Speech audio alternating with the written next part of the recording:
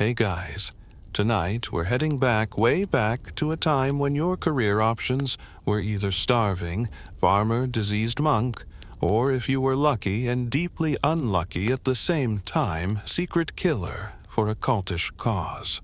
You're standing in the shadow of a crumbling fortress, damp stone at your back, and a man in a hood has just asked if you're willing to serve in silence. That's never followed by anything pleasant. Welcome to the job interview from hell, where failure isn't just frowned upon, it's fatal.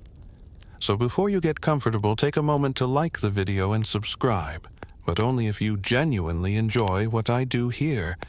Drop a comment with where you're tuning in from and your local time. I always love seeing the global bedtime crew. Now, dim the lights, maybe turn on a fan for that soft background hum, and let's ease into tonight's journey together. You're not even sure how you got here. One day, you're stealing bread, or maybe just asking the wrong questions, and the next, someone whispers about the Brotherhood or the Hidden Ones or some other vague, vaguely ominous name. Someone noticed you. That's rarely good. Maybe it was the way you moved through a crowd without bumping into a soul.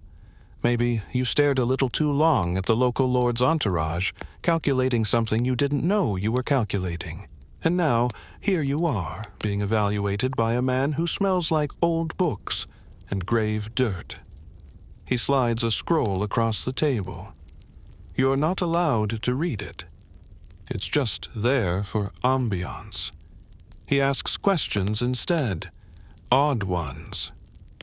Have you ever killed a dog for no reason?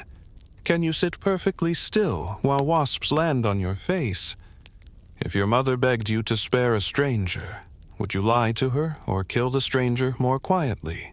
You say yes or no depending on the vibe he's giving off, and you start to realize there are no right answers, only tests of loyalty, imagination, and your ability to not look nauseated. This is your recruitment. No LinkedIn profile needed, just a complete detachment from traditional morality, and ideally no siblings who'll come looking for you. You get welcomed, which means blindfolded, half drowned in a freezing stream and then left to find your own way back. Some don't. That's part of the filtering process. The order, and it's always the order. Like it trademarked, vagueness doesn't accept resignation letters. You're either in or you're in a ditch. That's the deal. Historians still argue whether groups like the Hashashin, the legendary assassins of the medieval Islamic world, were organized political operatives, or more of a spooky campfire tale to make local rulers sleep with the lights on. But someone somewhere absolutely got paid to sneak into towers and quietly unalive people. That much is clear. Quirky fact, in some stories, initiates had to partake in strange rituals involving opium-laced drinks and illusion gardens meant to simulate paradise. The idea was to make you believe that ultimate bliss awaited you after martyrdom, or that the order was your only gateway to it. Either way, fun first day. You spend your first few weeks living in a cell smaller than your average pantry eating goat porridge, and listening to long lectures about the sins of pride, disobedience, and unnecessary noise. Your instructors all have one eye or one ear, or one very suspicious limp you don't ask why. They never smile. There's no handbook. There's just someone grunting, "Do it again," while you try to balance on a beam over spiky rocks. Your training is physical, sure, but mostly it's psychological. Can you follow orders without question? Can you disappear into a crowd? Stay up for 2 days straight? Eat bugs if required? Can you smile at a merchant? You'll stab next week. The test to become a full initiate might involve fake missions, except you don't know they're fake. Sometimes you are ordered to kill someone and then stopped at the last second. Sometimes you do it and realize too late it was a test. and once in a while you're told to do nothing at all. That's the hardest one. You learn silence like it's a second language. The less you say, the less they can use against you.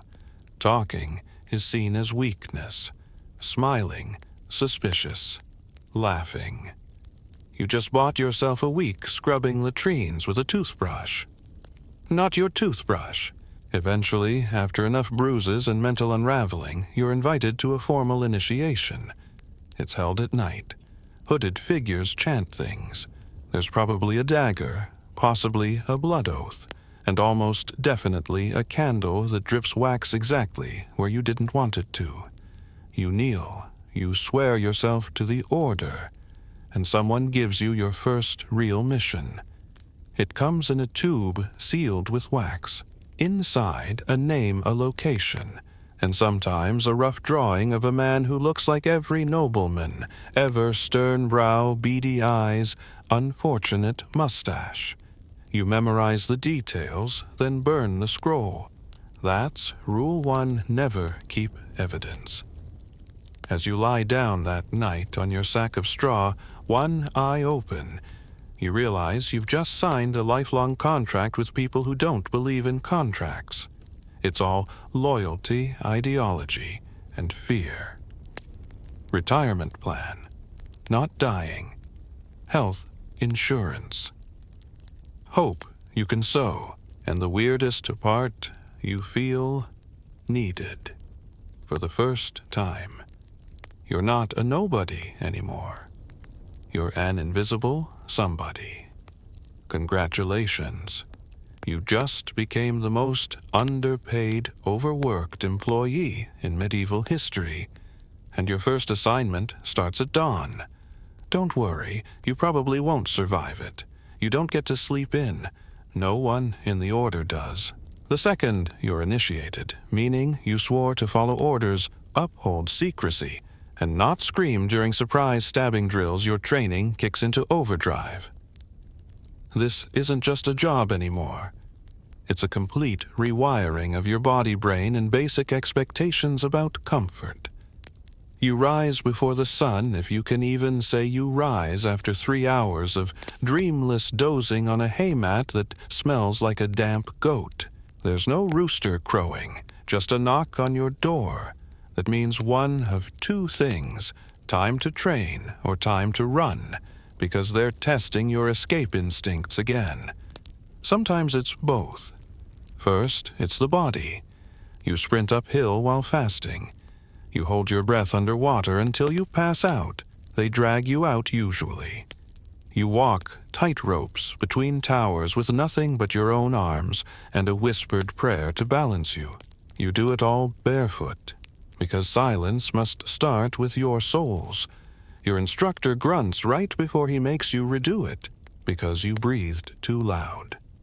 You learn how to fall without breaking your back, how to climb without creaking, and how to hide in plain sight.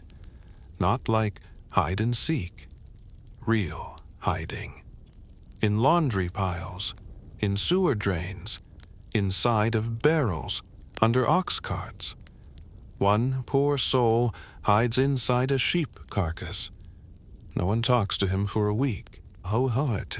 Mainstream historians agree that orders like the Nizari Ismaili assassins, yes, the ones who gave us the modern word assassin, trained intensely in both combat and covert infiltration. They likely drew from both religious discipline and military regimentation, blending spiritual devotion with a very pragmatic approach to murder. You're a monk and a mercenary in equal measure. Some lessons are physical, others are mental. You memorize maps.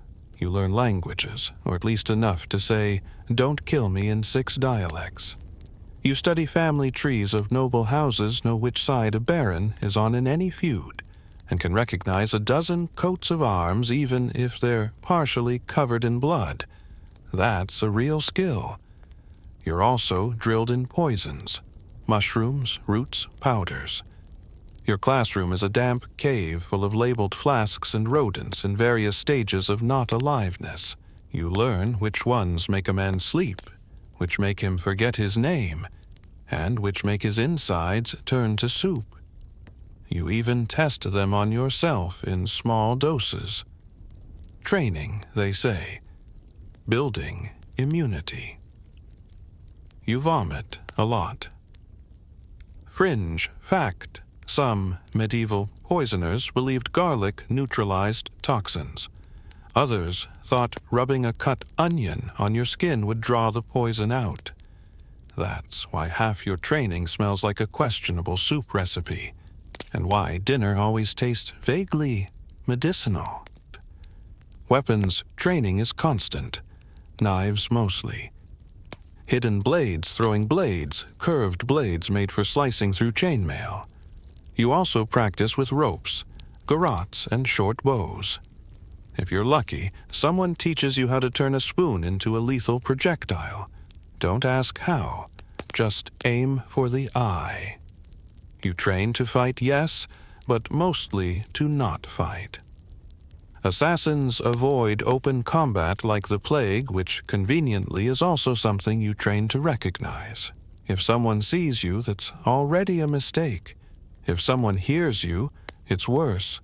And if someone manages to land a blow on you during training, well, you might just lose your dinner, your next mission, or your next toe, depending on your mentor's mood. There's a constant hum of danger. Not the kind that makes you panic, but the kind that makes you permanently alert. You learn to sleep lightly. You eat slowly, always watching the edges of the room. And you never, ever sit with your back to a door. That's a rookie move. That's how you get forked. Historians still argue whether actual medieval assassin training was this intense, or whether the stories are exaggerated by enemies or Hollywood. But if the goal was to breed killers who could climb castle walls in the dark and disappear without a sound, the training had to be thorough and probably brutal. You start to change. At first, it's subtle. You move differently, a little smoother, more measured. You start to listen for footsteps out of habit. You can sense when someone's looking at you even from behind. Eventually, your old identity melts away. You don't think of yourself as a baker's son or a lost orphan anymore. You're a blade in a sheath waiting to be drawn. Your instructors notice. One of them, grim-scarred, probably missing at least 2 vital organs, grunts his approval and gives you your first field exercise. Not a real kill. Not yet. Just observation. Follow a merchant to the next village. Watch. Note who he meets, what he buys, and if he ever looks over his shoulder. It sounds easy. It's not. The merchant is suspicious. He changes routes, doubles back. You sleep in a tree for 2 nights, eat half a stale turnip, and barely avoid freezing to death in a ditch. But you return with a full report. You even sketch his face in the dirt. Your mentor squints, then nods. You're getting it. You repeat this a few more times. Targets get tougher. One's a noble's courier. One's a deserter hiding in the woods. Once you trail a man for 5 days only to find out he's already dead. Another assassin got to him first. Your feedback. Be faster. Quitting is not an option. That's rule 2. If you try, they send someone after you. Sometimes it's someone you trained with. Sometimes it's your best friend. Either way, you don't run. You keep training, and you hope one day your own apprentice doesn't have to come for you. Eventually, you're given a full mission. Not a kill yet, just a delivery. A message to a contact hidden inside a locket behind enemy lines. It's risky, but it's yours. Your name, well, not your real name, but the one they gave you is on the assignment. That locket. It might change the course of a war, or it might be a test. You never know. That's Rule 3, trust the mission, not the logic. You head out at dawn, pack light blade, hidden, face calm. You've trained for this. But the wind is cold, the road long, and something inside you still whispers, this is how people disappear. And that's the idea. Your boots are worn, your feet are blistered, and your stomach is making passive-aggressive noises about the half-rotted apple you found on the roadside. But you're alive, which is more than you can say for the last guy sent on a mission like this. And now, after weeks of grueling training and enough whispered death oaths to make a church bell cry, you're ready for the part everyone romanticizes the weapons. Except the romance dies fast. There's no secret armory filled with shimmering blades or enchanted gear. You're led into a damp shed where the walls are lined with knives that look like they were forged by a very angry blacksmith with no access to quality iron. The weapons master grunts at you, gestures to a pile, and says, "Choose wisely." He then walks away while chewing on something suspiciously bone-like. You reach into the pile. What do you get? A small, curved dagger, chipped. A pouch of throwing needles, bent of course. A waxed cord garrote. A blowpipe that smells like someone's used it to suck marrow out of bones. That's your starter kit. There's no shiny sword. You're not a knight. If you're using a sword, you've already messed up. Historians generally agree that medieval assassins relied heavily on stealth-based weapons blades that could be hidden under robes or sleeves, poisons applied to darts, and occasionally even blunt tools if discretion wasn't necessary. Nothing flashy. Your goal is to end a life, not win a jousting tournament. And yes, the infamous hidden blade, the wrist-mounted dagger popularized in modern pop culture. Some believe such contraptions could have existed in simplified form, spring-loaded, or triggered by wrist motion, but historians still argue whether any were ever used in real operations, or if they're just poetic, license-made steel. But real or not, you don't get one. At best, your dagger fits into your belt pouch beside the stale bread. Some trainees get creative. One guy sharpens a rib bone into a stabbing tool. Another mixes dried berries and crushed beetles to make a paralytic paste.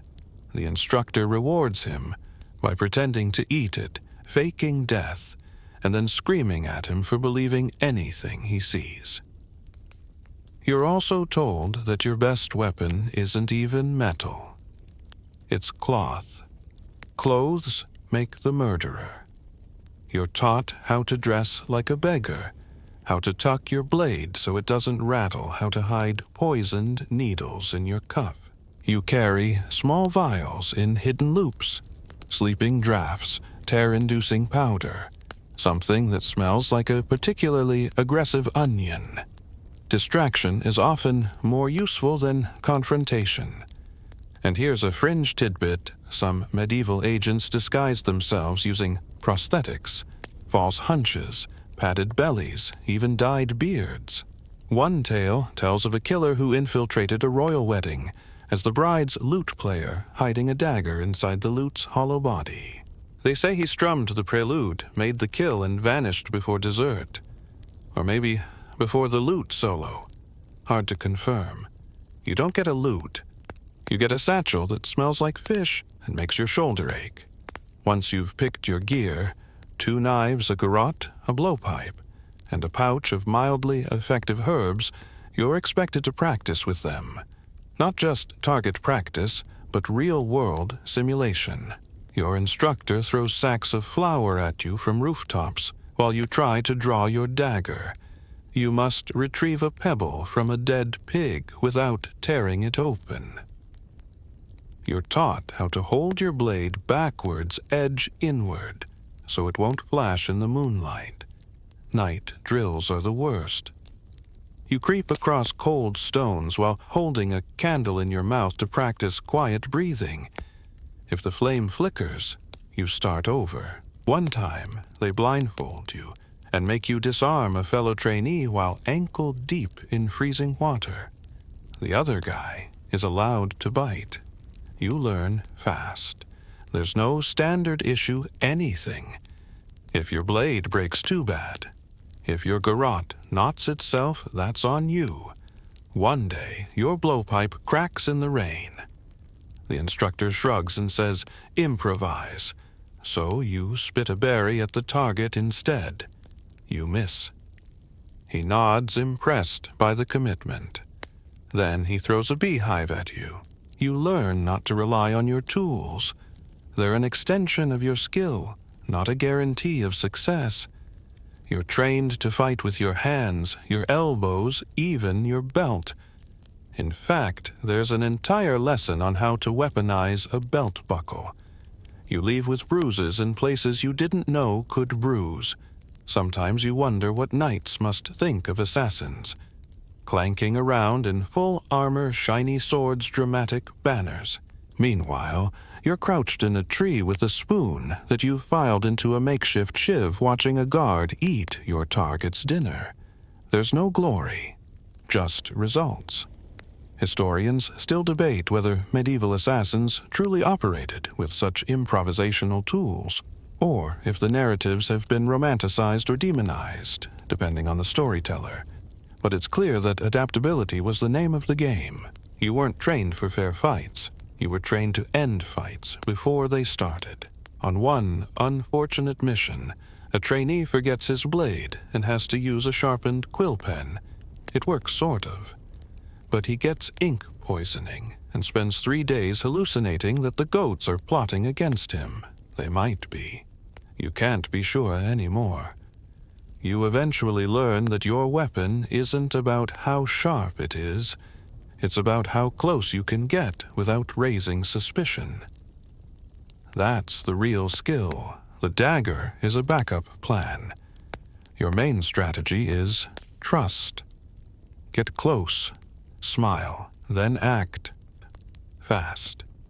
And perhaps the cruelest irony. Your tools are disposable. Not just in quality, but in spirit. You won't be remembered for the blade you carried. You won't be celebrated for your cunning trap or well-aimed dart. If all goes well, no one will ever know you were there. Your weapon won't have a name. Neither will you. You wrap your gear in oiled cloth and tuck it deep into your satchel. You sleep with it under your head, not because you don't trust others, but because you know what people like you can do. The man across the fire might be your ally, or your replacement, or your next mission. Your blade is never far from your hand, but it's never the thing that kills first. It's always you. You've got your gear, such as it is. You've been through training, both the humiliating kind and the bite a rat to survive kind. And now your first real mission has arrived, sealed in wax, delivered by a silent courier who vanishes before you can ask for clarification. You open the scroll, a name, a place, and a single word: remove. There's no map, no helpful travel stipend. You're just expected to get there. And so begins your journey, which quickly becomes a long, uncomfortable lesson in medieval transportation, or the lack thereof. You walk, mostly. Sometimes you ride if you can borrow a horse without anyone noticing. But those are rare and unpredictable, and usually come with fleas, bad attitudes, and the tendency to collapse 2 towns before your destination. So you walk. Through mud, through dust, through forests full of noises that could be wolves or just very judgmental owls. It's not glamorous. You're not galloping heroically through the night. You're limping one sock damp with a pouch of stale barley and a growing suspicion that your last shortcut through the bog may have given you trench foot. Your shoes, homemade leather slippers that absorb water like a sponge and release it like a curse. Mainstream historians often describe travel in the Middle Ages as slow, risky, and deeply unpleasant. Roads were few, often little more than widened game trails. Bandits, wild animals, and weather were constant threats. For someone like you, traveling alone without a banner or protection, every mile is a gamble. And you're not even getting paid extra for travel time. You sleep where you can. Abandoned huts, barns, hollowed-out trees. Once inside a haystack where a cow tried to eat part of your hood. You don't argue. You're the trespasser. You just scoot over. The target is 2 towns away, maybe 80 miles. That's 4 to 5 days of travel if nothing goes wrong. Everything goes wrong. You sprain an ankle during a river crossing. Your cloak gets stolen by a child. You eat something that may or may not have been meat, and your body spends 24 hours expressing strong opinions about it. Oh, and let's not forget local authorities. Every village you pass through has some overly enthusiastic bailiff who wants to know who you are, why you're there, and whether you're carrying the plague. You get very good at fake accents, fake names, and fake backstories. You've been a wandering potter, a mute shepherd, a brother looking for his lost goat, and once an Italian poet suffering from a tragic case of heartbreak and stomach worms. That one got you free soup. Quirky historical fact, medieval passports existed kind of. They were more like letters of safe conduct signed by nobles or clergy. You don't have one. You forge one using charcoal and very confident handwriting. No one questions it. Mostly because no one can read. You eventually hitch a ride on a fish cart. The smell stays with you for weeks. But it gets you across a key checkpoint, thanks to the driver who's half blind and thinks you're his nephew, the one who never bathes. You don't correct him. You just nod and cover your mouth every time he offers you dried herring. Your feet are swollen, your back aches. Your satchel strap has carved a permanent groove into your shoulder. You fantasize about soft things. Mattresses, warm broth, possibly even socks that don't feel like crusty crackers. But there's no time for indulgence. You're an assassin. You travel light, you travel fast, and you don't complain out loud. As you approach the town, you shift into shadow. You can't just stroll in. This is the part where things get complicated. Your target might recognize you. The local guards might stop you. Or worse, they might know you're coming. The order isn't perfect. Sometimes information leaks. Sometimes you're walking into a trap and don't even know it. Historians still argue whether lone assassins were truly dispatched across enemy lines with such regularity, or whether these tales were retrofitted to make failed espionage look noble.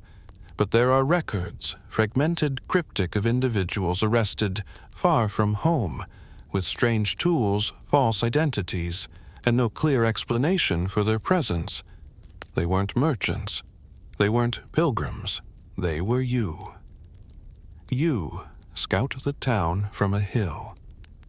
Cobblestone streets, a small central square, a few dozen homes wrapped in smoke from hearth fires.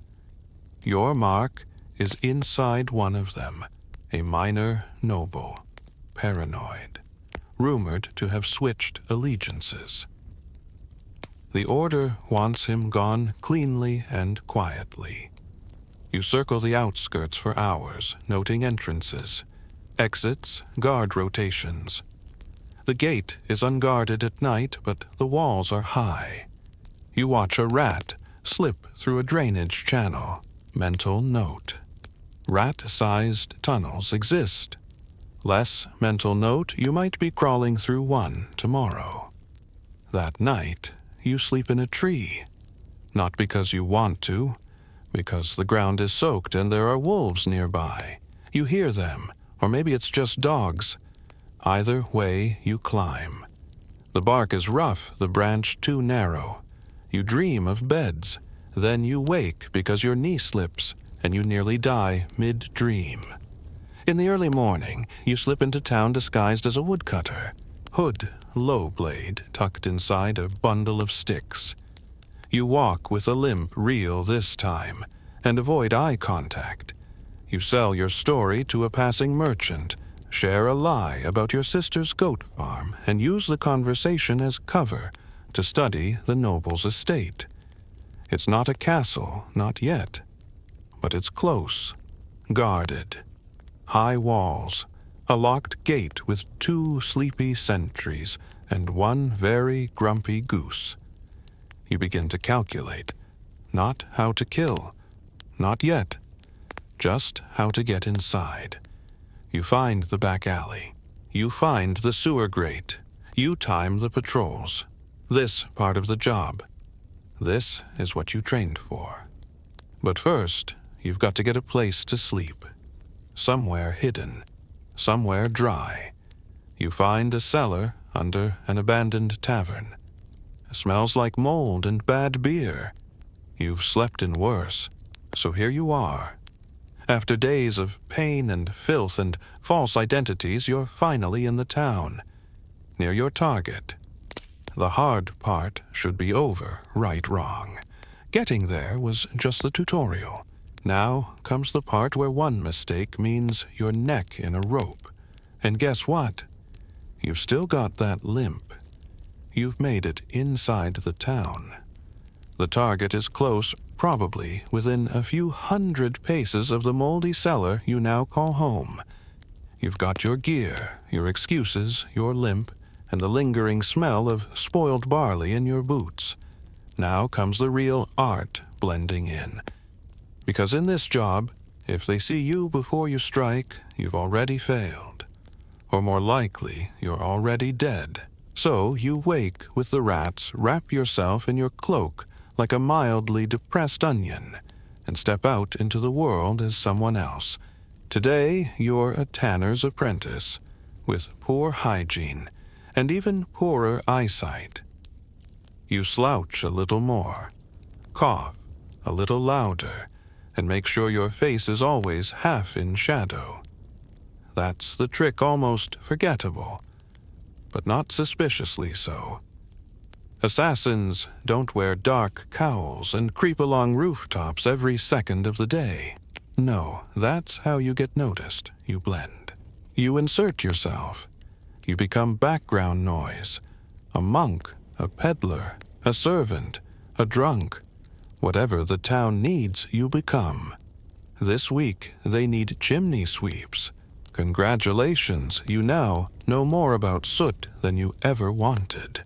Mainstream historical records suggest that real-life assassins were often masters of disguise, moving as actors, merchants, or clerks to get close to their targets.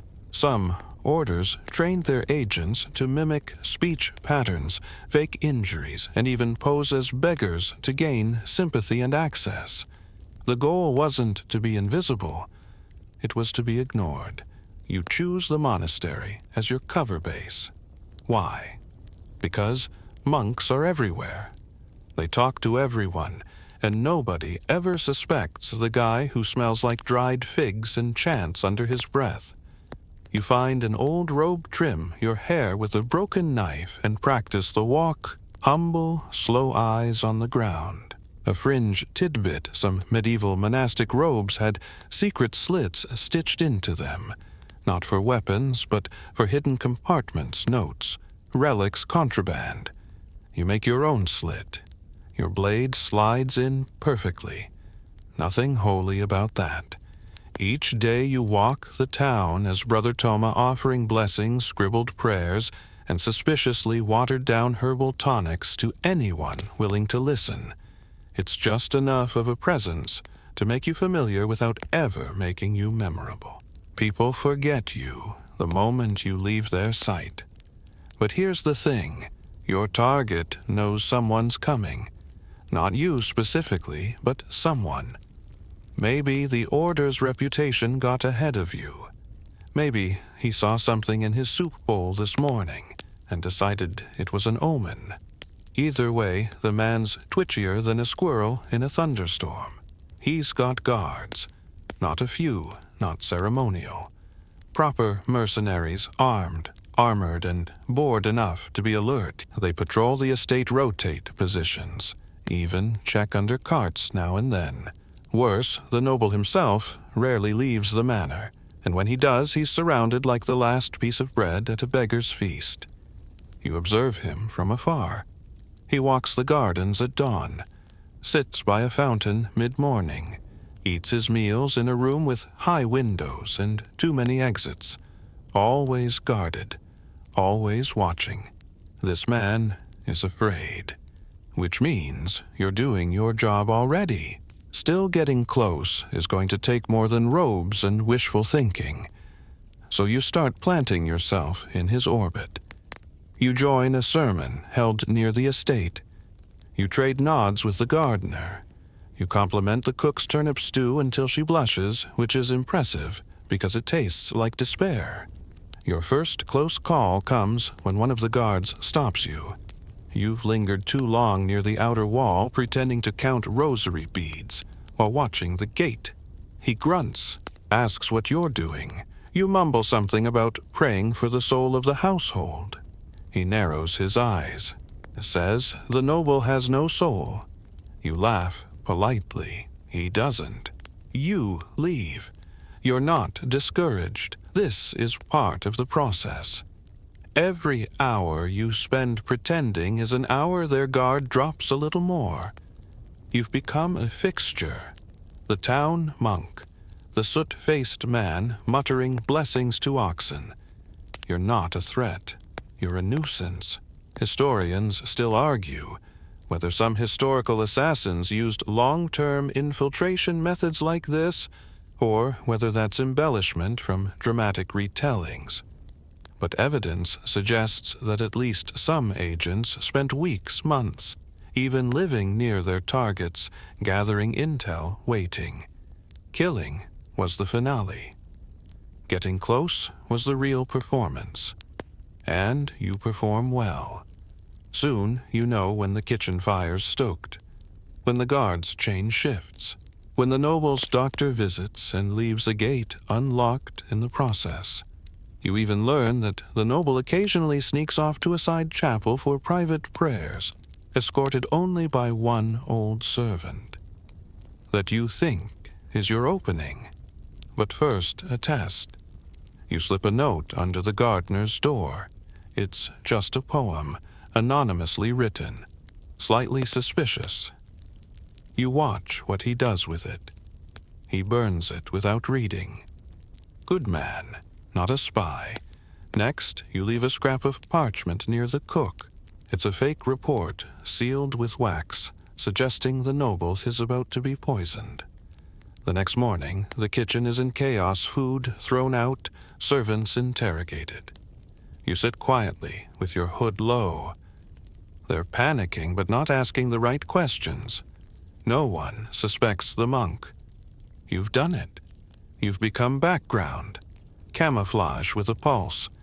You're the breeze in the curtains, the creak in the floorboards. You're in, and they don't even know it. Still blending in isn't without risks. One night, a real monk arrives. Younger, cleaner, and very much not you. He recognizes your robe, squints at your face, and says, "Brother." You cough, cross yourself, and reply in Latin that technically translates to, "I am very itchy." He leaves, confused. You leave immediately. Every day closer means more danger. Every hour you remain increases the odds of being recognized, of slipping, of letting your real name slip past your teeth in a dream. But you endure, because you're so close now. You can feel it in your fingertips. And tomorrow, the noble will go to chapel. You've already seen the route. You know the servant. You know the side entrance. All you have to do is blend one more day. Just one. After that, you don't need to blend anymore. The morning air is thick with mist, the kind that clings to your skin and makes even familiar roads feel eerie. Perfect cover for a quiet killing. Today is the day the target is heading to the chapel. No entourage, no armored guards, just one old servant with a limp and a poor memory. It's the chance you've been waiting for. Weeks of crawling, coughing, pretending to bless sheep, all leading to this one silent moment. You're dressed in your now filthy monk's robe, hood, low knife tucked beneath your sash, in a slit you stitched with fishbone thread. It's the same blade you've cleaned and sharpened by moonlight. The same blade you've dreamed about using more times than you'd admit to anyone still in possession of a conscience. You follow from a distance. The noble walks slowly, muttering to himself, a hand on his hip like it pains him. The servant limps behind. They turn down a narrow path shaded by trees, the chapel visible through the low fog, small, crumbling, barely used. You know this route. You scouted it twice. 3 exit points, 1 interior blind spot. No one else should be around, but just as you move into position, someone else appears. Not a guard, a child. Dirty, barefoot, trailing behind the noble with a basket of what looks like turnips. A last-minute charity offering, perhaps. She shouldn't be here. She wasn't supposed to be here. The noble sees her, waves her off, but she lingers. You hesitate. This wasn't in the plan. The moment is slipping away. Mainstream accounts of assassins often ignore this part, the unpredictability of real life. They make it sound so simple. See, target, stab, target, disappear. But humans are chaos. No 2 missions are the same, and one stray element can unravel everything. You wait silent. The noble enters the chapel. The child mercifully heads off toward a nearby door, presumably to find someone to give her vegetables to. The servant stays outside, leaning against the wall, coughing into his sleeve. This is it. You move like mist, through the trees, across the gravel, past the worn stone archway. You step inside where the noble kneels before the altar, muttering a prayer under his breath. You don't care what he's saying. You only care about the distance, 5 paces. 4, 3. Then he turns. He's younger than you thought. Not old, not weak. And his eyes are sharp, alert. No confusion, no surprise, only a flicker of grim recognition. As if he knew you were coming. Maybe he didn't know it would be today, or you specifically, but he expected this. That somehow is worse. Your blade is already in your hand. He lunges not away, but at you. That's a mistake. He's fast, but not faster than fear. You sidestep, raise your arm, and thrust not a wide arc, not a scream-inducing swing. A clean, practiced jab beneath the ribs. Soft tissue. Silence. He gasps. You twist. He folds like a coat. It's not glorious. It's not pretty. It's definitely not quiet. Because here's the thing. They don't tell you about murder. It's loud. Not the stab itself. That's just a wet punch. But the aftermath. The grunts. The wheezing. The sound of a grown man clawing at the floor. As the light leaves his eyes. It echoes. And that echo lives in your head long after the body stops moving. You drag him behind the altar. Not ideal, but better than nothing. You wipe your blade on his sleeve. The servant still stands outside, oblivious. For now. But not for long. You need to go. Now. Fringe historical tidbit: some assassins were instructed to leave symbolic items behind after a kill: feathers, coins, or coded messages. You don't have any of those. You were told no sign, no trace, just vanish. You move to the side exit, the one you mapped your first day in town. But something's changed. It's blocked, not locked, barred. From the outside. That wasn't there before. Panic tastes like copper in your mouth. You retrace your steps, make for the front only to hear coughing. The servant. He's approaching. You can't kill him. Not because you're squeamish, but because the order was clear: one death only. Unnecessary blood brings unnecessary attention. Besides, the man's just a pawn. Old, bent, half-blind. You hide. Behind the door, pressed into stone, heart thudding against your ribs, like it's trying to punch its way out. The servant enters, mutters something to the body, doesn't wait for a response. He approaches closer, then kneels, just a few feet from where you stand, utterly still. He prays. You use the moment. Slip through the door, back outside. The fog is thinning, the day growing brighter, louder. Townsfolk will be about soon. You can't go back through the gate, so you turn to the trees, to the side alley, to the drainage ditch you memorized on day 2. You crawl, ankle deep in filth, heart still racing. You're not thinking about what you just did. Not yet. You're thinking about what's next. Because there's always a next. Historians still argue whether most assassinations were solo missions or required support from locals, sympathetic servants, paid-off guards, even blackmailed scribes. In your case, it was all you. Just one blade, one breath, one choice. Back in the cellar, you burn the robe. You scrub yourself with sand and ditch everything you carried. The order said to disappear, and you do. You take nothing with you, no trophies, no proof. Only the weight of silence. You slip out of town before dusk, mingling with traders. You become a mute again. No one questions you. Why would they? You look like someone who's seen too much and said too little. You walk until your feet stop hurting, then you walk some more. Every rustle in the trees, every laugh behind a tavern wall sounds like a trap. You sleep with your hand on your knife breath, shallow eyes half open. Even though it's over, it's not over. Because now you've done it. You've made the kill. And now the order knows you're ready for more. You're barely 2 days out of the town when the next scroll finds you.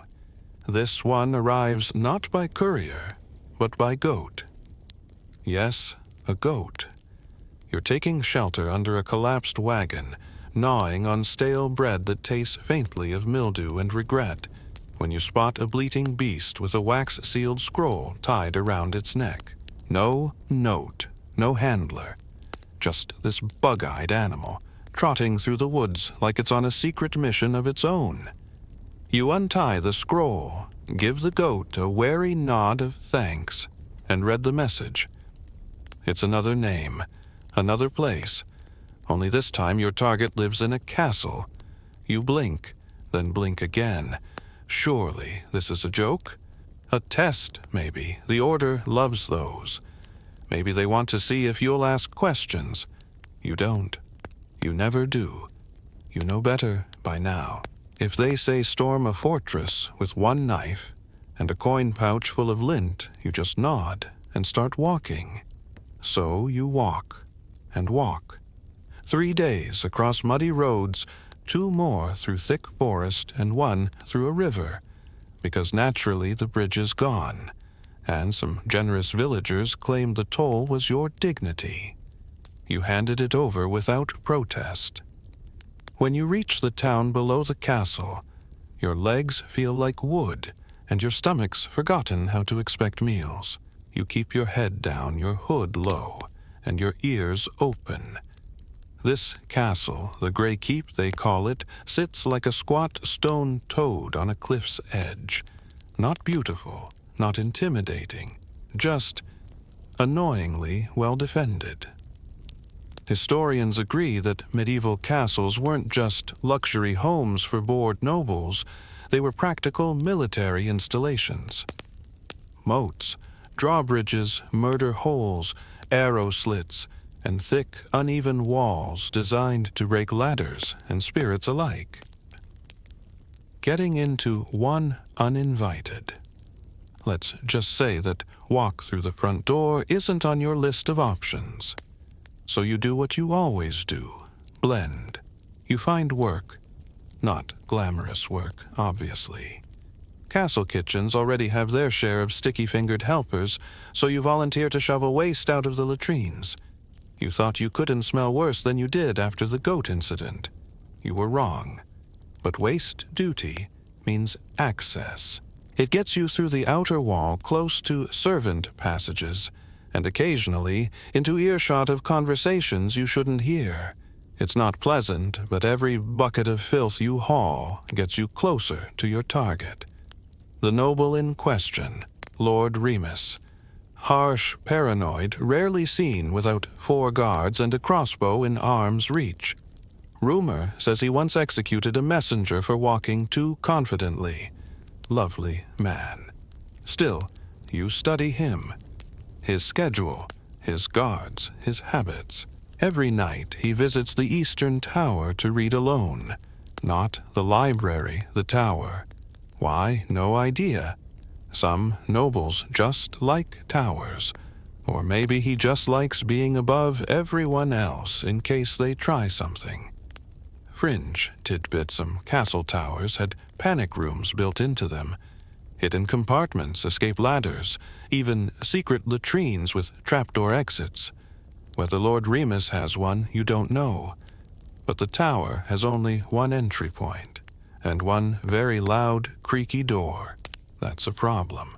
You try the usual methods: befriend a guard, offer wine to a sleepy servant, fake a cough loud enough to clear a hallway. Nothing works. The tower is locked and guarded, and there's no way you're climbing the exterior.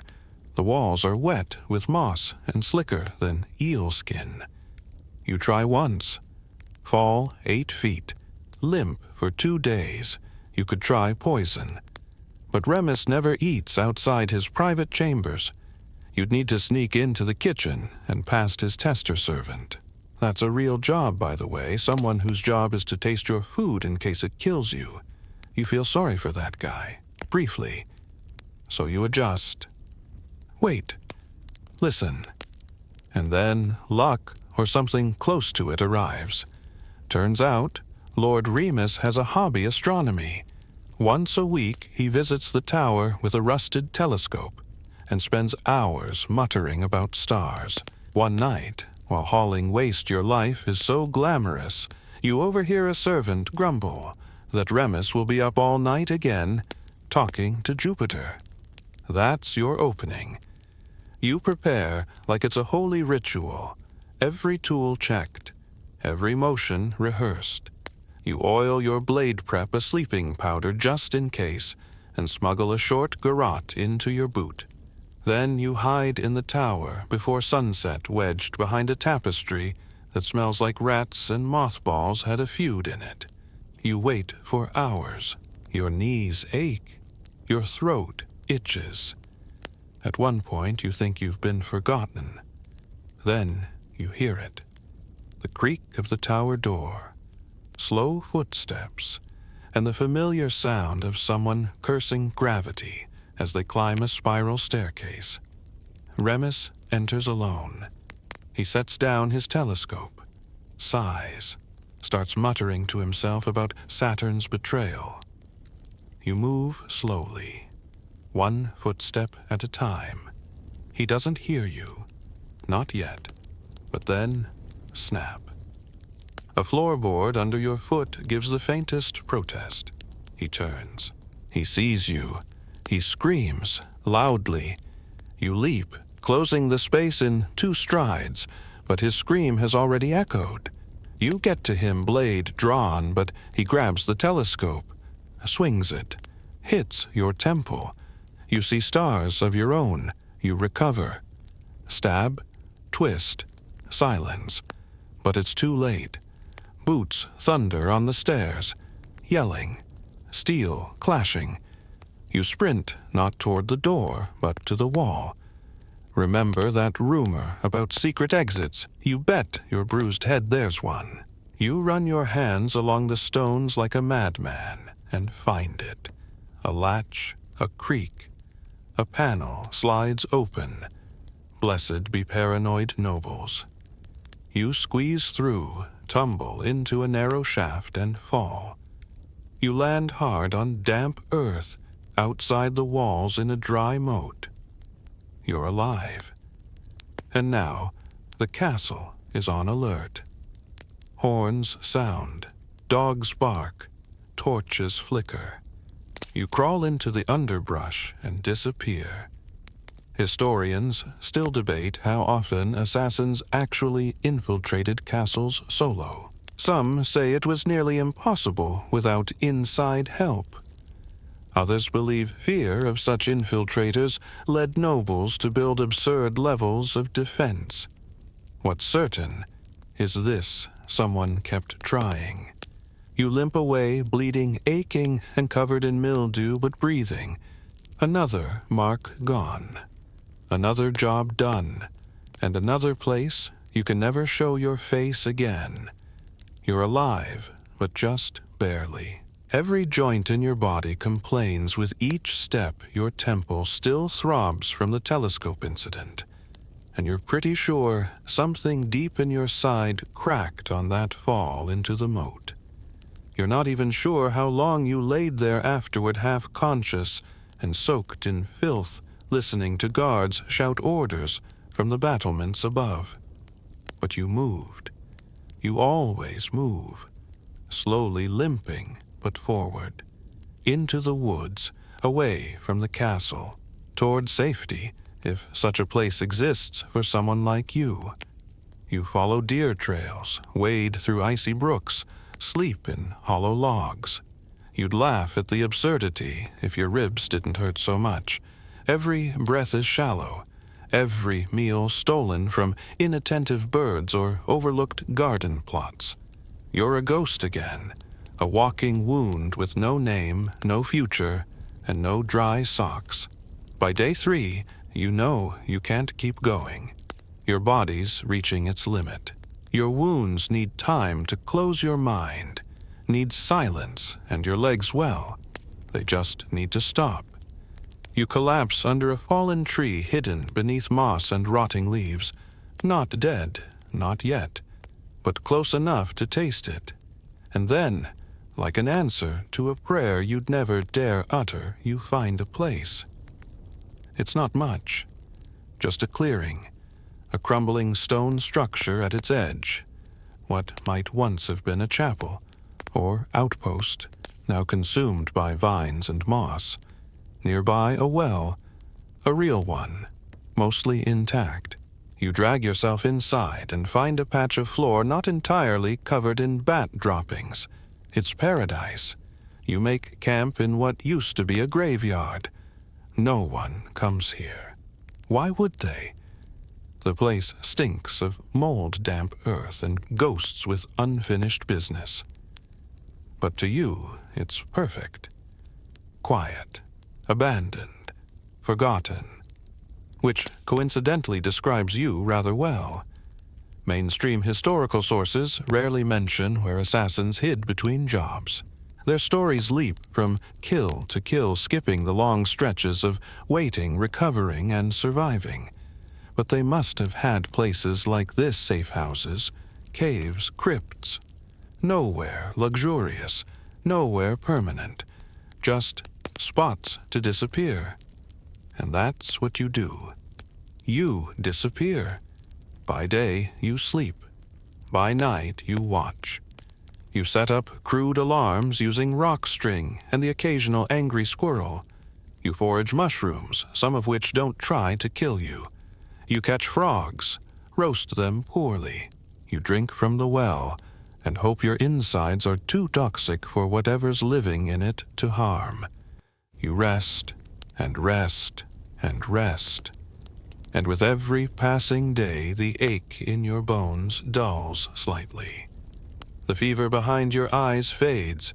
The swelling around your temple shrinks to a gentle throb instead of a drumbeat.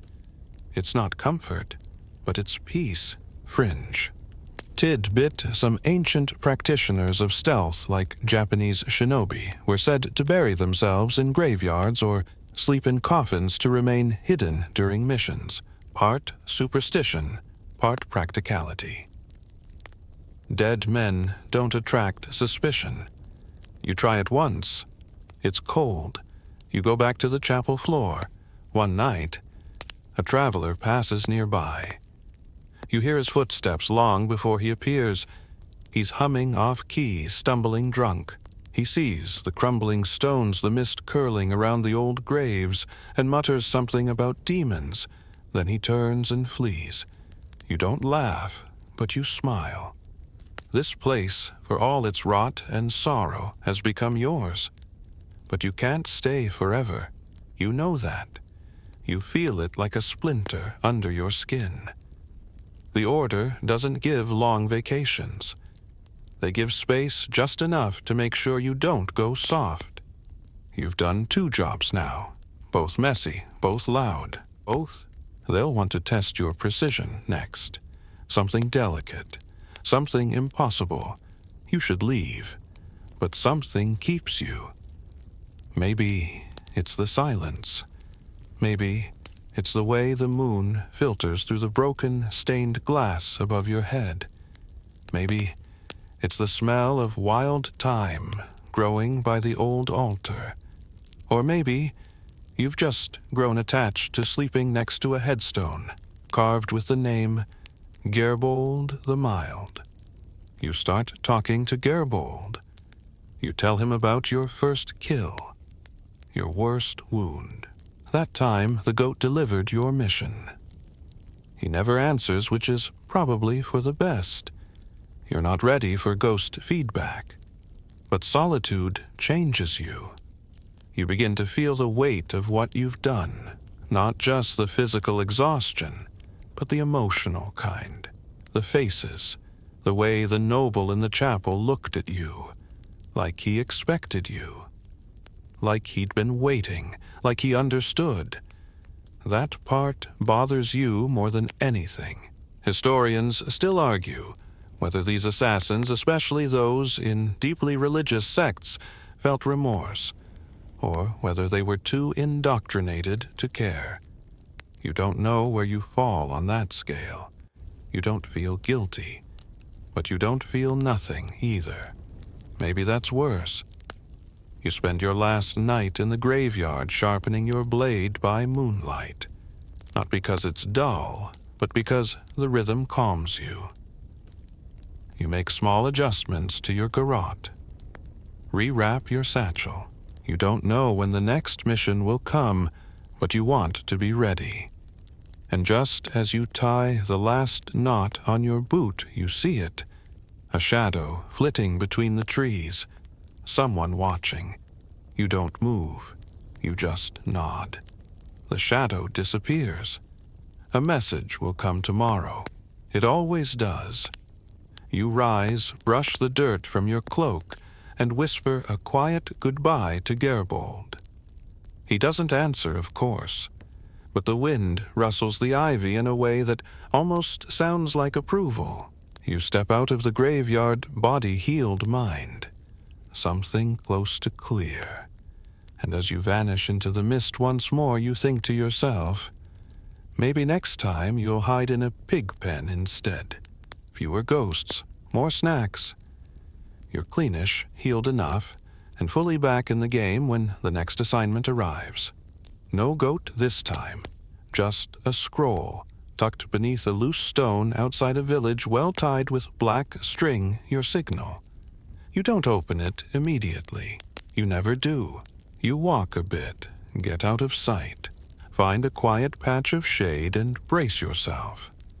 You've learned not to hope for easy jobs. You untie the string. The scroll crinkles in your fingers. One word, silence. The name is there as usual. So is the location. But there's an extra line beneath it, something the order rarely adds. Make it clean, no trace, no noise. You sigh, already tasting the failure. Because here's the truth. They don't train you for murder as loud, not the dramatic thunderclap kind of loud, no screaming violins or exploding chandeliers, but the small, unavoidable noises that betray you long before the blade goes in. The crunch of gravel, the shift of breath, the sound a person makes when their body realizes it's been fatally compromised. Silence is a fantasy. Still, the order expects it. So you go.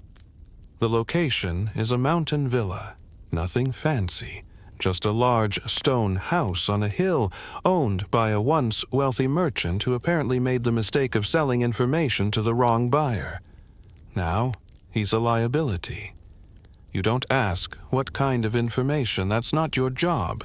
You only need to make sure he never shares anything again. It takes a day to reach the area. The villa is isolated, surrounded by forest, but it's not unguarded. There are 2 watchmen, a handful of dogs, and most annoyingly, a bell hanging from a cord by the front door. One good pull, and the whole property knows someone's coming. You study them for 2 days, where they walk, when they sleep, when they feed the dogs. You're thorough patient. You don't get extra points for speed, but you do lose your head if you're sloppy. Historians still debate how clean these missions ever were. The stories passed down make it sound effortless, one prick with a needle, and the mark slumps over in a crowd. But in truth, even the most precise kills come with sound. Gurgles, gasps, falls, the clink of metal. Even your own breath betrays you when it comes out too fast. You prepare your tools. This time you're going minimalist. A short blade, a powder that induces sleep when inhaled, and a wire thin enough to garrote a man with less than a whisper. You test everything, again and again, every knot, every strap. You grind your boots flat to muffle each step. You chew mint leaves to steady your stomach. And finally, when the moment feels right, when the sky is dark, the wind is steady, and your heart isn't racing too loud, you move. You slip past the fence like fog. One dog stirs. You toss a bit of dried meat laced with just enough sedative to make it reconsider consciousness. It does, peacefully. The first guard leans against a post, half dozing. He's not the target. You're not supposed to kill him. But you can make him very sleepy. A puff of powder into his face as you pass, and he crumples like a dropped sack of grain. No noise. You're almost proud. You reach the house. The front door is locked, of course. You don't even try it. You go around climbing a vine-covered trellis at the side. It creaks, but only a little. Enough to remind you that nature is not your friend, just a mildly tolerant co-conspirator. The window on the second floor is slightly ajar. A blessing. You slide inland with a soft thud on a dusty rug. You wait, breathe, listen. Silence. The merchant sleeps in a bed far too large for one man. He's snoring, not loud, but steady, rhythmic. It gives you a beat to move to. You step closer. One step. Another. You're at his side, blade ready. A single motion is all it takes. But here's the problem. He stops snoring. Right as you raise your hand, he turns in his sleep, opens one eye, just one, just enough. He sees you, and he opens his mouth. You leap hand, clamping over his face, just as he exhales a high-pitched grunt. Not a scream, but loud enough. You bury the blade quick and deep. His limbs twitch. You hold tight. Whisper in his ear, even though he's too far gone to hear it. It's not for him. It's for you. Shh. He dies, but not quietly. You listen. Below, one of the guards shouts. Then the bell rings, loud, clanging frantic, far too late. You run. Not out the window. That would be suicide now. You dash down the hallway into the back rooms. There's a servant's exit. You shoulder through it, sprint into the trees, and vanish into the underbrush like a feral cat that's seen too much. You don't stop until your lungs burn. You double over behind a stump blade still in hand, blood up your sleeve. You failed the silence part. You succeeded at the death part. Mixed reviews. Historians still argue over whether assassins were ever expected to be truly undetectable, or whether the idea of the ghost killer is more myth than method. You suspect it's the latter. Bodies make noise. People notice when a man turns up with a new mouth in his side, the real measure of success. You get away. You don't get caught. You live to read the next scroll. And in that sense, you're still winning. But just barely. You light a small fire once you're deep enough into the woods, just enough to see by. You clean the blade, wash your hands in silence, and as the blood turns the water pink and then clear again, you wonder how long you can keep pretending that precision and perfection are possible. Sometimes even the best assassins stumble on gravel. And sometimes gravel shouts. You don't stop moving for the next 2 days, not because the order told you to, but because your instincts are screaming in your ears louder than any bell ever could. You keep your back to every tree trunk and your ears tuned to every snapping twig, because here's the most frustrating truth about your job. Even if the kill goes well, the escape never does. The Order loves to talk about the art of the strike, the planning, the patience, the sacred moment of action. But what they never mention, what no assassin ever wants to admit, is that most of the time you survive not by skill, but by sheer undignified running. You run in boots half-rotted from stream crossings. You run with blood on your sleeves and questions on your face. You run until your lungs ache and your legs buzz and your vision tunnels into a single desperate goal. Just make it to the trees. Because once you're in the woods, you become myth again. But sometimes even the trees betray you. By the third night, you've slowed to a steady limp. The bruises on your back have bloomed like mold, and your boots have started to hum a faint but disturbing squish. You find a quiet stretch of forest, crawl beneath a brush pile and close your eyes for a few minutes. That's when you hear it. Hoof beats. Not thunderous, just enough to raise the hairs on your neck. A single rider, maybe two. You don't look, you don't breathe, you just listen. They pass, slowly, then stop. You curse inwardly. The universe does not care for your rest. You move inch by inch, belly to the ground like a beetle. It's slow, miserable work. Your cloak snags, your fingers bleed, but you get just far enough to see them. 2 riders, cloaked, not guards, no uniforms, no torches. One has a bow, the other a long, curved sword that catches the moonlight like it's showing off. You know that blade. You trained with a man who used one just like it, not a friend, but a brother of the order. Or at least, he was.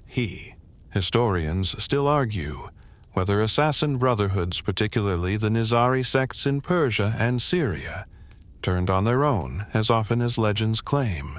But plenty of stories speak of purges, quiet betrayals, or entire branches of the order disappearing after too many botched missions. You wonder which category you're about to fall into. The two riders move on, but not far. They set up camp within view of the trail, which means one thing: they know you're nearby. So much for the romantic notion of vanishing after a job well done. The truth is, even when you do everything right, someone might decide you're a loose end. Or maybe your latest kill got more attention than expected.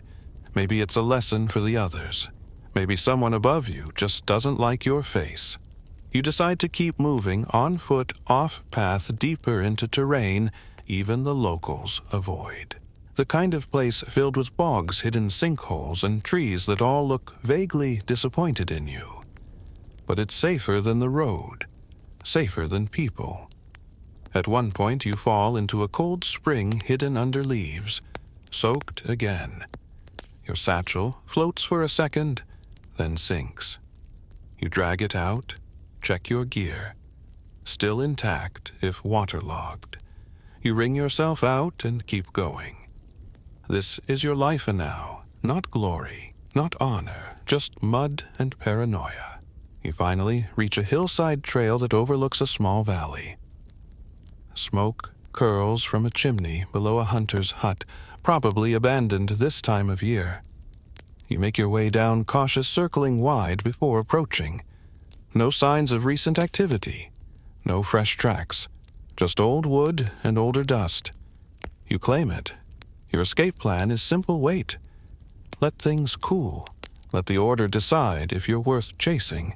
You eat dried mushrooms and stale bread, sleep in the loft, and listen for horses every time the wind shifts. You're not a man right now. You're a shadow that barely clings to form. Fringe, tidbit, some medieval spies and killers believed in unbecoming the act of mentally shedding your identity. Like a snake sheds skin after every mission. They'd take new names, burn old clothes, even speak in different dialects. It wasn't just strategy, it was survival. You think about that now, lying in the rafters, wondering if you're still the person who joined the order, or just what's left of him. But peace never lasts. On your third morning in the hut, you hear a sound that doesn't belong. Not a bird, not the wind, a cough, soft, deliberate. You freeze. Then a voice calm, low, and far too familiar. Still slow, at hiding. I've stepped on snails with better timing. It's Jalen. You trained with him, ate with him. Once shared a bottle of fermented plums with him, and both hallucinated a singing cow. Now he stands in your doorway, not smiling. You don't reach for your blade. You just say, "They sent you." He nods, then says the worst thing. "They haven't decided yet." That's the order for you, efficiently vague. You succeeded, but not cleanly. The merchants scream, the ringing bell, the dogs, the witnesses, the questions. You tell Jalen the truth, that you followed orders, that you tried to keep it quiet, that the man woke too soon. He listens, says nothing, then tosses you a loaf of bread and a flask of something stronger. "Eat, we ride tomorrow." "Where?" He shrugs. "They'll let us know, or they won't." You don't ask more. That night, you sit by the fire together, not talking, just existing in the same flickering silence. You don't know if he's here to help you or kill you. Maybe both. Maybe neither. Maybe he doesn't know yet either. Historians still debate how much autonomy medieval assassins had. Were they pawns? Were they trusted? Or were they just living blades sheathed and unsheathed at the whim of someone higher? You stare at the fire and wonder what you are now. Not quite dead, not quite free, but definitely still running. Jalen doesn't kill you in the night. That's the first small victory. You sleep with one eye open and a blade tucked under your blanket, but the sunrise comes without blood. You both eat in silence. The bread is stale, but less stale than the silence. By midday, you're back on the road together. He doesn't say where you're going. You don't ask. That's the rhythm of the order. No questions, no attachments, no assumptions except one. Eventually, you'll be betrayed. Maybe not today, maybe not even soon. But it's in the fine print of the life you chose, scrawled in metaphorical ink that smells like blood and disappointment. You don't retire. You don't grow old. And if you're lucky enough to get past 40, you start to wonder if you're the exception or just overdue for a knife in the back. It's a long ride, and you're both still stiff from your respective miseries. You exchange glances as sometimes even dry chuckles, but there's a tension that won't ease. You trained with Jalen, sparred with him, learned how he fights, and now you're quietly calculating how you'd beat him just in case.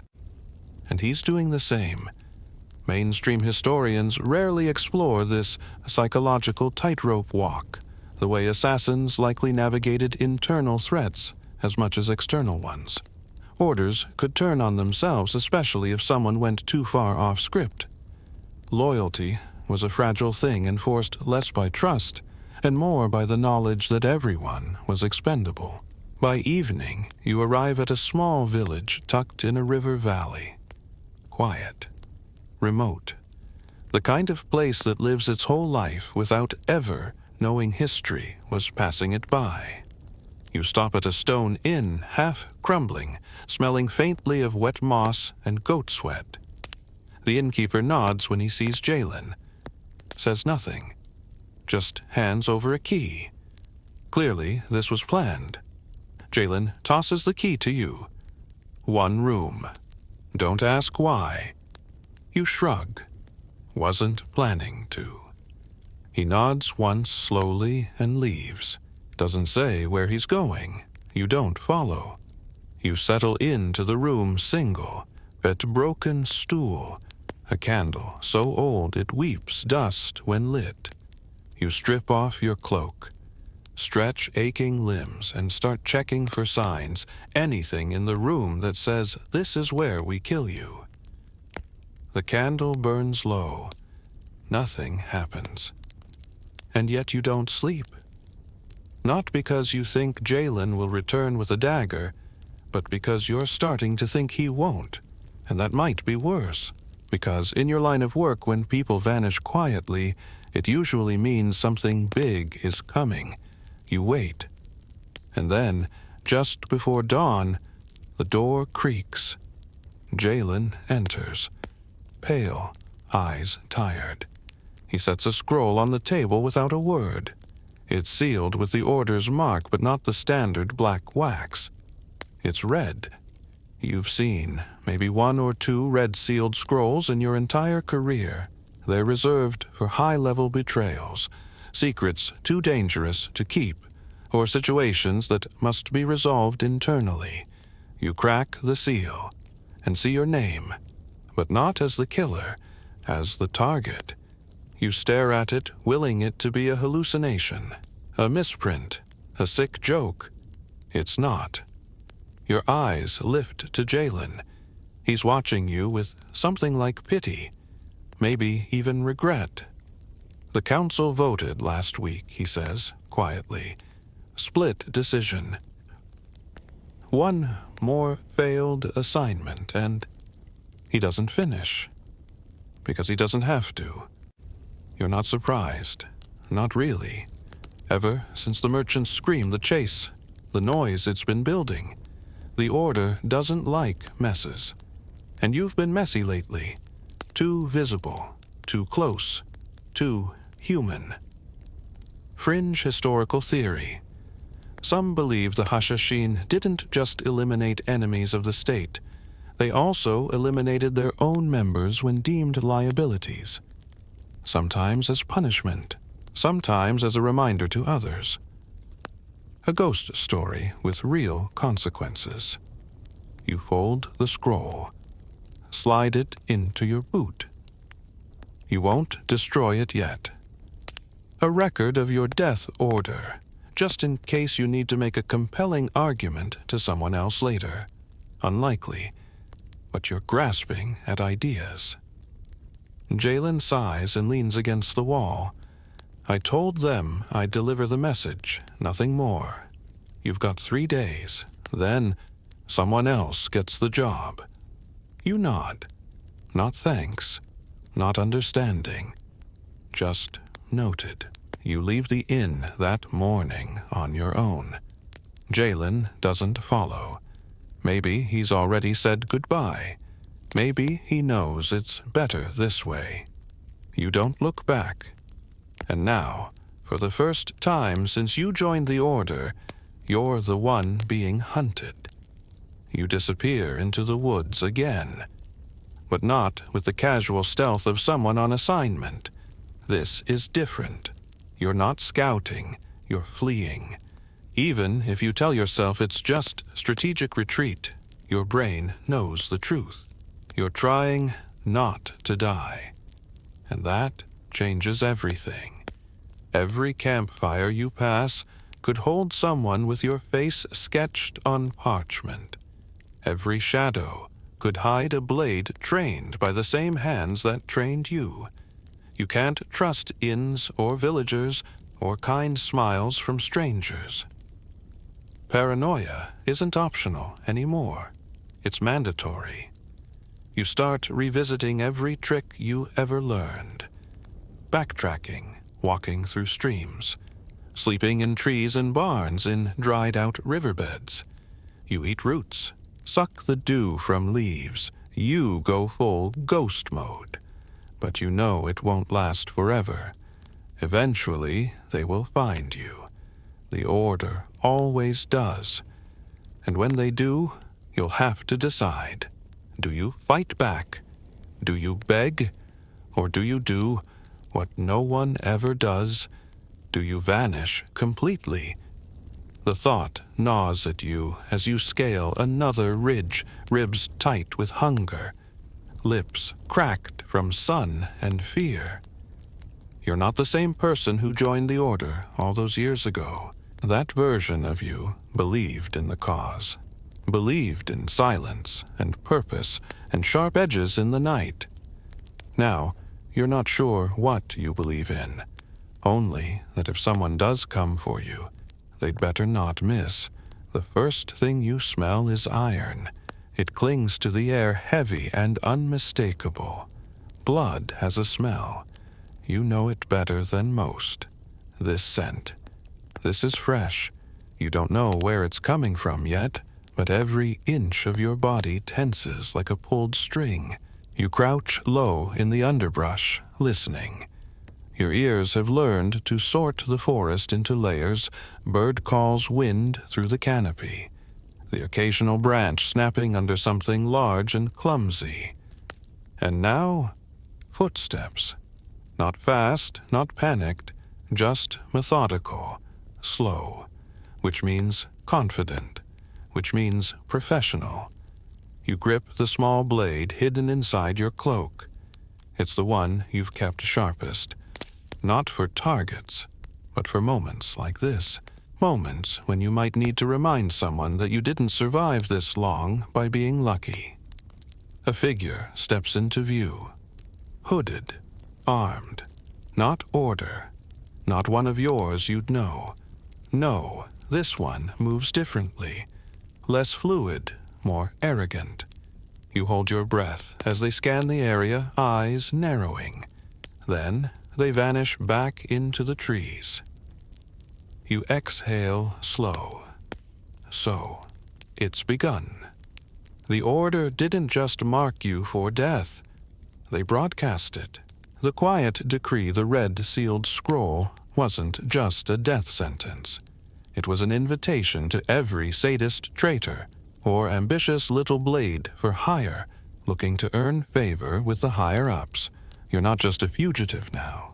You're a bounty. Fringe, historical tidbit in some versions of the Hashashin Legends defectors weren't merely punished. They were publicly hunted, a message to others. The hunted would flee for weeks, even months, pursued by younger initiates, seeking to prove themselves. One story claims a marked man once returned to the fortress gates with the head of his would-be assassin, and was still executed on the spot. You wonder how much of that is true. You also wonder how long you have, because already your options are thinning. You're far from any stronghold, low on supplies, and your gear is degrading fast. Your garrote snapped during your last run through the brambles. Your boots are splitting at the sole, and the one reliable knife you swore by now has a hairline crack running along its hilt. Then you hear the second set of footsteps. Quieter, more careful. Someone who knows how to track. Someone like you.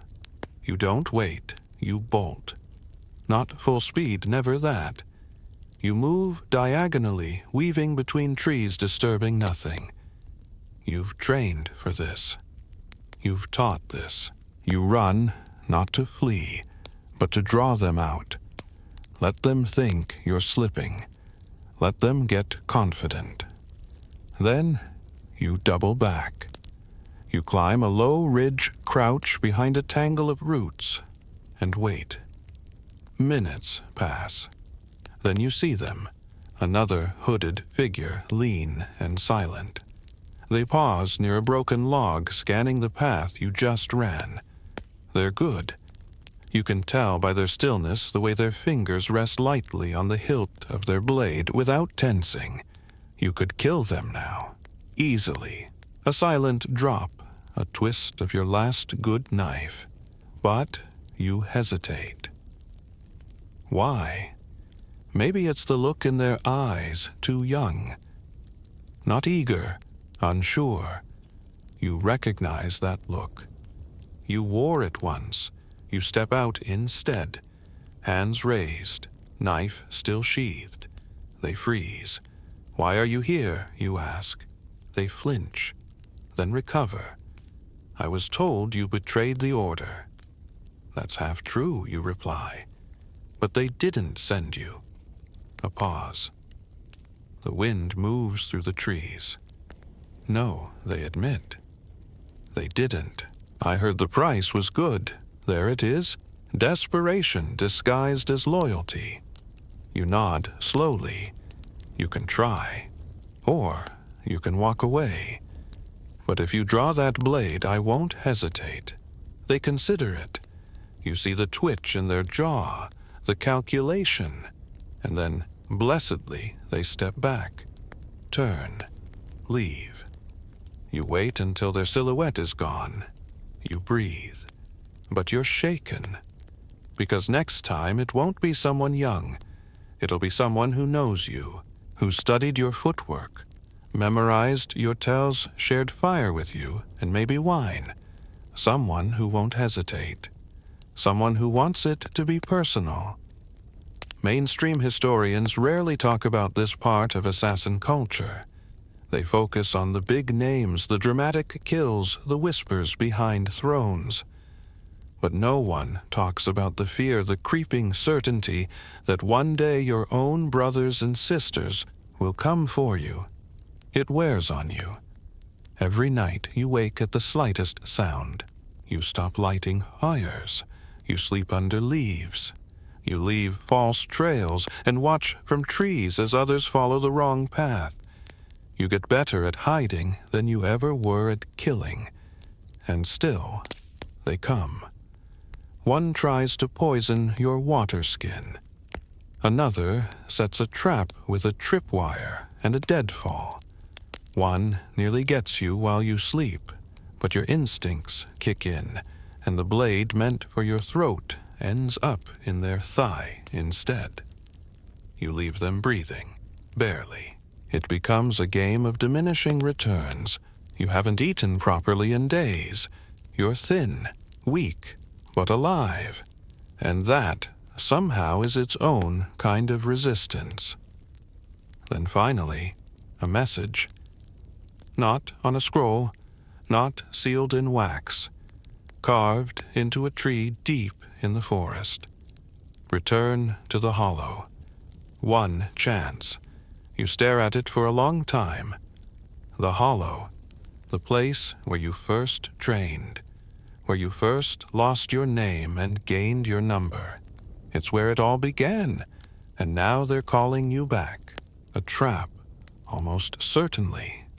But maybe not. Maybe it's an end.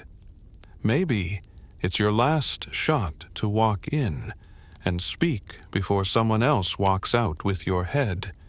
You think about it long into the night. Then you shoulder your pack, and you begin walking. Not as a hunter, not as prey, but as something else entirely. A shadow with unfinished business. The road to the hollow is colder than you remember. Maybe because it's higher in the mountains, or maybe because you've changed too much to feel anything the way you used to. This place, once a mystery wrapped in shadows and secrecy, now feels like something else entirely, a memory you can't escape, even if you outran it for years. You travel at night, as always. It's safer, not just from people, but from your own thoughts, which seem quieter when the world is dark. The familiar paths still exist, barely overgrown trails, the faint indentations where boots wore the ground down over time. Every tree, every crooked rock feels like it's watching, not in a hostile way, more like recognition. And why not? This place made you, or unmade you. The hollow isn't on any map. It's hidden in a narrow gorge surrounded by cliffs and treacherous passes. You only find it if someone wants you to, and apparently they do. You half expected the trail to be gone, burned, sealed, forgotten, but it's still there, as if they always knew one day you'd come back. You reach it just before dawn. It looks smaller now, not physically. The structures are the same stone outbuildings, worn-down barracks, the main hall, nestled beneath a ring of crooked trees. But the fear you used to feel here, it's gone, replaced by something colder, not comfort, not safety, just familiarity without illusion. No one greets you. Of course they don't. You step into the courtyard where you once trained barefoot in snow. Your fingers raw, your breath fogging in the early morning light. You bled here, cried too, not that anyone saw, not that anyone was supposed to.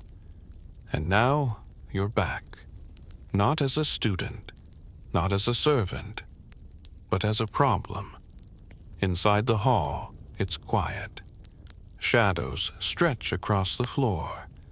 You wait, standing in the same place you once knelt years ago, swearing your loyalty into the cold air. No torchlight now. Just weak dawn breaking through the narrow windows, dust dancing in its beams like fading memories. You wait, and then they arrive.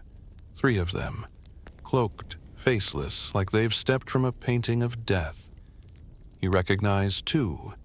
One was your evaluator. The other oversaw your first mission, the man who said, "Don't blink," as you held your breath before slicing open your target's tent. The third you've never seen before. Tall, still. His face is shadowed. The middle one speaks. You returned. You nod. I was told to. He tilts his head. You were given a chance. Few are. Another speaks, this time the one from your training years. You killed the merchant. But you failed the silence. You endangered the code. I know. There are consequences. You don't flinch. But it's the third man who steps forward now. The stranger. There are also alternatives. That's when you notice it. A fourth figure. Standing near the edge of the hall, hooded, face hidden. But the posture, the silence, the way they breathe, you know it. Jalen. He nods once, barely. You say nothing. The stranger continues. We cannot have disorder. The brotherhood survives by obedience, by example. But there is another path, one not walked in many years. You feel it before he says it. Exile. It's not a pardon, not freedom. It's a slow death stretched across whatever years remain in the shadows. You will leave this region. You will take no contracts. You will speak to no one of the order. You will vanish. If we hear your name again, we end it. You consider it. Carefully. Then you ask the only question that matters. Why am I not dead already? A pause. The stranger answers, because someone spoke for you. Because some still believe in the blade that hasn't dulled. Because the order, while cruel, is not without memory. You don't need to ask who spoke. You look toward Jalen. He doesn't move, but that's his way. Quiet loyalty, even when it costs him. Historians rarely agree on what happened to real-world assassins when they aged out, failed, or fell from grace. Some say they were executed quietly. Others believe they were offered one last mercy exile, in places so remote that no one would ever know they still breathed. Fringe Detail 1. 14th century account mentions a shadow brother who lived in the hills of Anatolia tending goats and refusing to speak. Some say he was once the order's finest. Others claim he killed too many of his own. You wonder what he thought about in the end. The decision is made. You leave at sundown.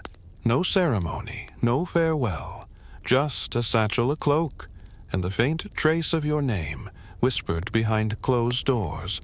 You don't speak to Jalen, but you walk beside him for a time. When you reach the ridge above the hollow, he stops. You should have killed me, you say softly.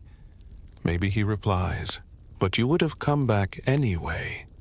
You look at him, at the man who once trained beside you, now turned arbiter of your fate. You going to follow me? He smiles, thin, sad. I already did. You nod. Once, then turn and walk away. You don't know where you're going. There's no map for exiles. Only the vague instruction disappear. But for the first time in years, your pace is steady. There's no mission, no mark, no scroll, just you. You and the long silence behind you.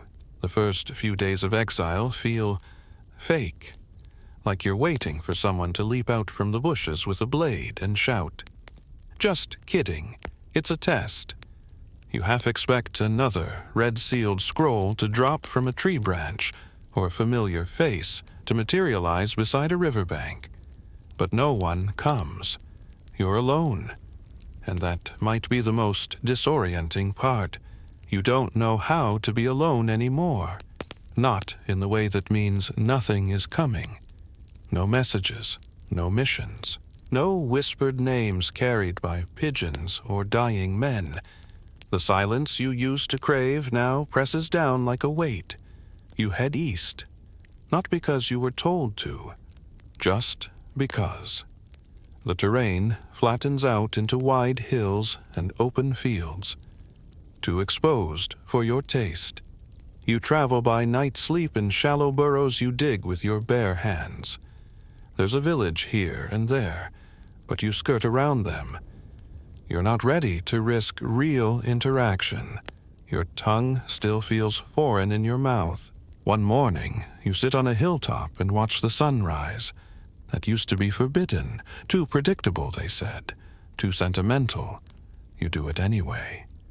You've been gone a week when the nightmares start. Not of the people you've killed, but of the people who trained you. You dream of their eyes, not angry, not cruel, just empty. You dream of lessons whispered at midnight, of blood on snow, of a hand pressing your head underwater as you learned to hold your breath. You wake gasping every time. Exile. It turns out is not freedom. It's a different kind of cage. The bars are just made of memory. You find work. Not glamorous, of course. You help clear brush for a charcoal burner near the edge of a forest. He pays you in stew and a place to sleep, which is more than you expected. He never asks where you're from. Maybe he knows better. Your body, trained for death, now spends its days hauling wood and sweeping ashes. At night you stare at the stars, not to chart your next kill, but because there's nothing else to look at. They're always there, unchanged, indifferent. Mainstream historians write about assassins in their prime, how they moved, killed, vanished. Very few bother to explore what came after. There are no poems about retired blades, no odes to the silent men who once shaped wars and then disappeared to live among pigs and moss. But they existed. You're proof of that. Fringe. Tidbit. One chronicler in 1320s. Armenia described a bearded stranger who lived atop a hill, said nothing, and was rumored to have once ended kings with nothing but a stare. The locals left him alone, called him the Black Shepherd. You wonder if he was like you. Months pass. The ache in your limbs eases. Your scars fade. You stop checking your back every time a bird calls too close. The charcoal burner teaches you how to smoke meat. You nod. Sometimes you laugh. Not much, but enough. Then, one night, something shifts. You're walking the edge of the forest when you hear it. A laugh. Not close, not threatening, but familiar. You freeze. It's coming from the village, low, deep, unmistakably human. Someone sitting near a fire sharing a drink. You move closer, carefully, just to see. A man sits among travelers, older, scarred, hair gone white, and then your heart stops. It's Tiran. He trained you in poisons, held your hand steady as you poured your first vial into a noble's wine. He once told you, don't worry about the ethics. Worry about the dosage. He's laughing, holding a wooden cup, telling a story you can't quite hear. You step back, quiet. It's not your place anymore. You were exiled. They weren't. Maybe he never knew about your sentence. Maybe he did and didn't care. Maybe this is what happens to all of you eventually. You slip out of the shadows and into something like a life. The next day, the charcoal burner asks if you're leaving. You say yes. He doesn't press. You travel on this time toward the coast. You've never seen the sea. The order didn't allow it. Too many ports, too many ways to vanish. Now that's exactly what you want. It takes a month to get there. And when you do, it doesn't feel like arrival. It feels like breathing. The ocean is vast. indifferent, impossible to map entirely. You rent a shed near the docks, clean fish, trade odd jobs for bread. No one asks your name. One old woman calls you quiet boy even though you're clearly past 30. You let her. And the best part, no scrolls, no riders, no knives in the night. You plant herbs in the windowsill. You fix the leak in your roof. You even build a chair from scrap wood. It's terrible, but it's yours. Historians might ask, did these killers ever feel remorse? You don't know. You just know that sometimes at dusk you light a candle, not for the people you ended, but for the version of you that didn't survive the hollow. You don't miss the order, but you do miss the purpose. You miss knowing where to go, what to do, who to be. Now, it's just living. You wonder if that's harder. The sea becomes your rhythm. It doesn't judge, doesn't remember. It simply rolls and crashes again and again like clockwork with no hands. You wake with its sounds, sleep with its winds, and sometimes stand on the shore for hours, letting your feet sink into wet sand, while gulls cry overhead like voices from another life. You've been in exile for over a year now. You stopped counting exact days a while ago. Time means little when no one is looking for you anymore. The world doesn't care that you were once a blade in the dark, a name that made merchants tremble and nobles tighten their guard. Here, you're just the quiet man who lives in the crooked shack and makes surprisingly good smoked fish. It's peaceful, kind of. But peace comes with boredom, and boredom is dangerous. That's the truth no one writes into the legends. The assassin's greatest threat isn't poison or pursuit. It's purposelessness. You once thrived in silence. Now it gnaws at you. You start carving wood not because you're good at it, but because your hands need something to do. You make spoons, terrible, splintered spoons. The dock children laugh and trade you buttons for them. You call that a win. You write sometimes. Not a journal too risky. Just words on scraps of driftwood. Phrases you remember from missions. Names you can't forget. You throw them into the sea when the tide's high like offerings to something that no longer listens. And then, one morning, a boat arrives. Not remarkable. Just another fishing skiff docking among the rest. But aboard is a man with a limp. You know that limp. You trained with it. Your pulse ticks once, twice. The man doesn't look at you. Just steps off the boat, speaks to the harbor master, then disappears into the crowd. You wait all day for something to happen. Nothing does. No note, no blade, no message carved into your door. But that night, tucked under your shutter, you find a token.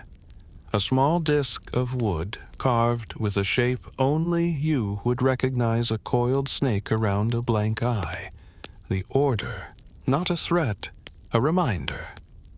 Historians still argue whether the legendary assassin brotherhoods truly had this kind of reach. If they could track their former members years after they disappeared, not to kill them, but simply to remind them who they once were. A living scar pressed open now and then. You hold the token for a long time. You don't burn it. You don't throw it away. You just place it on your shelf next to the worst spoon you've ever made. You go about your life. You mend nets, help a widow repair her fence, and finally build a second chair. It doesn't collapse when you sit in it. That's progress. One day, a child asks you what you used to do before you came here. You pause, then say, "I was a traveler." The child nods satisfied. "I think you still are." They're right, of course, because even now, with no one chasing you, you still move through the world like a man between places, and sometimes in your dreams you're still there, kneeling in the hollow, hearing the words of your oath whispered in a cold room. You wake with your hand reaching for a blade that isn't under your pillow anymore. You miss it. Not the killing, but the clarity. Out here, no one tells you who to be. That should be a gift. But it feels like an unmarked grave. And yet, there's something else, too. One evening, you sit in the sand beside the oldest chair you've built and watch the stars appear. They come one by one, not with fanfare, just presence. You used to move through the world like that, a single dot in a larger sky, essential to no one seen by few, but undeniably there. You think about that version of yourself, the one who never missed a step, the one who lived in silence and killed in it too. You don't love him, but you don't hate him either. He did what he had to do. And now, so do you. You fall asleep to the sound of waves brushing the shore like whispers through cloth. And for the first time in a long time, there's no knife under your pillow, no scroll under your boot, no one watching from the woods. Just the sea, the stars, and a chair that, surprisingly, still holds your weight. Maybe that's enough. Maybe that's what peace actually looks like. Not a reward, just what's left. So here you are now, no longer the blade, no longer the whisper in a crowded hall. You've walked through blood, through betrayal, through years that blurred the line between purpose and punishment. You've learned that silence can be comforting but also suffocating, that loyalty is both armor and chain, and that freedom, when it finally arrives, doesn't come with fireworks, but with a quiet kind of loneliness.